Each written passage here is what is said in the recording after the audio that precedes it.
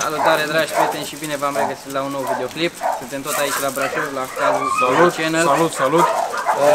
O să prezentăm partea de cățeluși de talie pitică. O să ne zică mai multe în minutele ce urmează. Am ajuns și la puișorii de Jecrasul. L-ai văzut părinții, ți-am arătat, ăștia sunt puii, au undeva la 6 săptămâni. Am 4 masculi și o femelă, femela alb complet. Ce superbă e! Femela alb complet, foarte frumoasă, mă vedeți să o țin eu. Uite ce scumpă e, foarte energică. Da? Și masculii, ăsta e un gălăgios, ăsta cu negru, care nu mă lasă să-mi fac treaba. Când mă aude că deschid ușa, plânge și schiorul mereu ca să le iau în brațe. Și l-am învățat și prost. Că vrea să-l țin doar în brațe. Uite. Ăștia sunt restul masculi, da? Sunt câini de vânătoare cu abilități extraordinare. Foarte bun la curte. Prind orice, șobolan, broaște, râme, nu rămâne nimic în curte. N-atarizează nici musca, nimic. Am revenit să vă prezint pomeranienii. Da? Am un mascul, un băiețel, care îl cheamă Grim, are cam 5 luni, și o fetiță care o cheamă Fifi. Ei sunt căței care stau în casă, deși mi-aș fi dorit să țin American Bully în casă, dar nu am cum, pentru că fac mizerie, sunt gălăgioși, da? Sunt persoane care țin și American Bully în casă, dar eu nu recomand. Sunt căței care trebuie să ții afară sau să aibă spațiu, să alerge, da? Avem un mascul și o femeluță de pomeranian aici, talie foarte mică, da? Mai cresc sau cam? Nu mai cresc, nu, 500 de grame maxim. 500 de grame maxim, ei sunt talie mică. Da? Vine aici, tati. Bravo. Deci există și talie mai mare? E și talie mai mare, da. Ăsta e un mascul, are cam 1,2 kg acum, va mai crește 500 de grame. Da? Încă foarte puțin, 2-3 cm să zic. Sunt foarte blănoși, foarte jucăuși, culori deosebit de rare astea. Griul ăsta și capucinul ăsta. Sau zic ăștia orange ăsta. Hai aici, Grim, hai tati. Grim, hai taticu. Grim, hai la tata. Haide mă, tati, mă. Da? Ea e Fifi, s-a trezit din somn acum. De asta nu e așa jucăușă. Haide băiatul meu, haide tati. Sunt greu de întreținut ca și rasă. Sunt greu de întreținut, că trebuie să stai mereu cu peria în ei, cu fionul. Deci trebuie să operiați, spălați destul de des. Da, trebuie să... Ca și mâncare nu sunt pretențioși. Suportă bine și frigul, dar nu recomand să ții afară. Păi îmi imaginez că îi faci varză, da? Uite ce frumoasă e asta. Am și... O să am și puiuți disponibili. Mai am și ceva disponibil acum. O să-ți mai prezint încă 2 femele. Da? Am în altă cameră, în altă încăpere. O să ți le arăt și pe alea. Da? Dar vreau să-ți prezint culorile astea exotice, să zic așa. Incredibil. Da? Că sunt mai rari, mai deosebiți. Ăștia nu prea îi vezi pe toate drumurile. Sunt cu pedigree. La acești câini am pedigree la FCI. Da? Deci ăștia sunt cu pedigree, da. Sunt cu pedigree. Urmează să merg cu el la concursuri, n-am fost. Doar ce am cumpărat și eu aceste exemplare, adică de un an și ceva, am avut doar 2 rânduri de pui. Da? Și urmează să se cresc în continuare și o să am pui din ăștia 2 pe viitor, da? La anul. În toamnă, de fapt, probabil zic eu, la anul, în primăvară, nu știu exact când o fi, o să te chem și o să-ți fac o prezentare ca lumea. Chiar sunt curios și o să fie da? Deci cam cât mănâncă mănâncă o lingură de mâncare, ca să zic așa, de 3 ori pe zi. Deci le dau bobițe foarte mici, mini, da? Și mănâncă o lingură de mâncare de 3 ori pe zi. O lingură de mâncare de 3 ori pe zi. Așa sunt cățelușii, dați-vă ce scumpi sunt. Orange, e femela, culoare deosebită, alb cu maroniu, cu cafeniu. Și ăsta, vulpoiul ăsta, zici că e vulpe de la Polul Nord, argintie, da? Super. Da? Cam așa arată. Ăștia sunt. Și dacă vă plac și doriți să vă luați un cățel asemănător cu acesta, nu ezitați să mă contactați. Da, o să găsiți link în descriere către Instagramul lui și Facebook-ul lui și puteți lua da, la maturitate ajung la 2 kg, 1 kg 800, 200 maxim. Da, ăștia de talie pitică. Nu sunt foarte înalți, în rest sunt foarte, foarte jucăuși. Da, deci pentru apartament cel puțin sunt pentru apartament, perfecți. pentru călătorii, poți să iei cu tine în călătorie, poți să te miști cu ei mai ușor. Prin hoteluri te primesc cu câini de genul acesta. Da?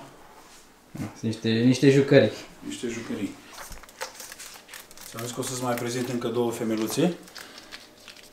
Am o femelă foarte mică, asta chiar că e mini. Uite cât e de mică. Da, are 5 luni și are 500 de grame, 600 de grame. Culoare cameleon, deci nu poți să, uite. Când sufli spre ea, da, deci nu e neagră, adică pare neagră, dar nu e, se schimbă culoarea, uite. Da, da? Nu știu cum filmezi tu. Un fel de gri, cu alb, cu... Da? Și are 650 de grame, 700 de grame. E cam jumulit acum, că s-a băgat în apă, Astea le țin aici, deoarece le călărește masculul ăla, se înțelege de minune cu Fifi și cu ele, dar fiind fete toate trei și îți fac dezastru în casă. Și așa le-am amenajat aici. Un țărculeț cu un culcuș. Hai să o arăt și pe asta albă. Asta e puțin mai mare. Puțin mai mare și mai grăsuță, dar e foarte, foarte blănoasă și ea. Uite cum arată. Da? E un ghem de blană, practic. Da? Foarte simpatic. Sunt foarte căutați și albi. Da? Ar putea fi și disponibili. Amândouă acestea, și asta albă și cea neagră. Dar pentru o ofertă considerabilă, să zic așa. Eu inițial nu vreau să-i vând, vreau să țin să-mi fac pui cu ei. Bun, dar ca idee, pentru cine e interesat, e și disponibilă, da? Ar putea fi disponibilă. Sunt foarte da? Pentru rezervări, pentru pui pe viitor. Uite, sunt căței de talie mică, ajung la 2 kg, 200 maxim. Niște jucării, în adevăratul sens al cuvântului. Da. Hai, bravo, fata mea. Ia. Uite. Ce diferențe între ele. Vezi? Și practic au aceeași vârstă. De asta ți-am zis. E talie mică și talie nu mare, medie. Puțin mai dezvoltată. Puțin mai dezvoltat. Sunt cam jegoase, că s-au băgat în apă, dar spălate și uscate corespunzător, pieptănate, arată foarte frumos. Uite deja, vezi? Da. Dacă mai ai alte întrebări și vrei să mă mai întrebi ceva în legătură cu ei... Hai să zic și la ăștia mici, cam ce costuri de întreținere ar fi la asemenea jucării? Cu mâncarea nu prea e cheltuială. Întreținerea, în schimb, la mentenanța lor, să stai cu ei pe la coafor, să stai cu ei pe la saloanele de îngrijire, acolo se plătesc bani considerabili. Nu mănâncă foarte mult, le dau, să zic, 100 de grame de boabe mini pe zi la un cățeluș. Mănâncă puțin, trebuie să aibă un spațiu să se joace, să aibă câteva jucării, un maimuțoi sau ceva să roadă, nu neapărat că nu fac daune mari, dar ținându-se ocupați cu alte chestii, evită să-ți mai roadă cabluri, încărcătoare, eu știu, picioare la mobilă sau chestii care le întâlnesc în calea lor. Asta mă gândesc mai ales la o vârstă fragedă. La o vârstă fragedă, da, că sunt jucăuși.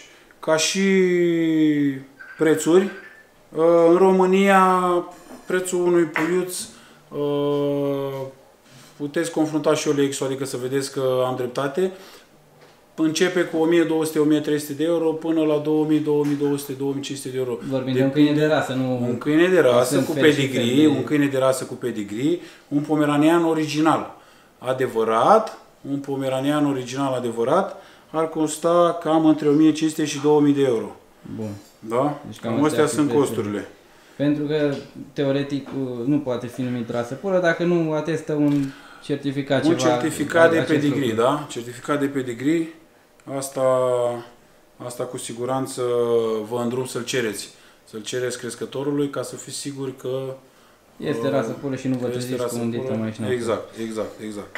Bun, mulțumesc frumos pentru minutele acordate. Cam asta a fost și partea de cățeluși de talie mică. V-am zis, găsiți link în descriere și puteți lua legătura cu el, găsiți adică o să vă dea mult mai multe informații despre Cu ei. siguranță. Și mai ales despre American Bully, că practic acolo e specialitatea. Acolo e specialitatea, dar și ăștia sunt dragi și mă ocup și de ei. Vă salut, sănătate și Doamne ajută! Noi ne vedem în următoarele videoclipuri și mulțumesc pentru atenția acordată. Salut! Am uitat un singur lucru să vă arăt. Revin cu o completare la video care l-am făcut. Între timp m-am și schimbat. Asta este o bandă de alergare pentru căței, pentru câini, în sezonul rece, în care nu putem să-i scoatem prea tare afară, când sunt temperaturi cu minus sau ninge. Dacă o ai într-un garaj, cum o țin eu aici, i-ai pus un ham la cățel, da? Sau de lesă, îl lege aici de sus și practic el aleargă pe bandă, da? Are senzația că îl ține ceva, ca și cum te trage când mergi în lesă, ai înțeles? Și dezvoltă foarte tare musculatura, deci nu se chinuie, nu e chinuit câinele, el aleargă din plăcere, aleargă cât vrea, banda este acționată de forța lui, din urmenți, da? Nu îl împinge nimeni să facă o mișcare sau să-și dozeze un anumit efort sau forța să fie imposibil în contra voinței lui. El cât obosește, când obosește, nu mai merge. Și atunci îl schimb, îl dau jos pe aia și îl pun pe altul, da? Deci el aleargă atât exact cât simte nevoia. Asta e banda, a costat ceva, am comandat-o de prin Serbia, e făcută manual. Sunt și site-urile astea să o cumperi, dar asta e făcută de un sudor, mi-a trimis-o cineva, e o calitate mai bună, mai superioară, zic eu. E foarte interesantă. Exact ca și cum ai face fitness la sală, cu o bandă, da? Ca și oamenii, ca și adulții.